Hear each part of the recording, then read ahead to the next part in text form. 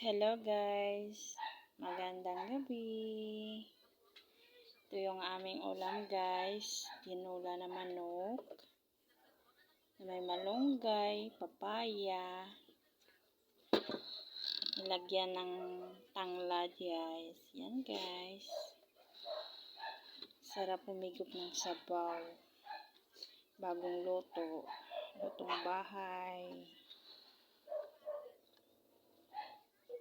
Yan ang aming hapunan. Salamat Lord sa mga biyaya araw-araw na pinagkaloob mo sa amin. Maraming salamat. Amen. Okay. Tinulang manok. Yan guys, thank you for watching.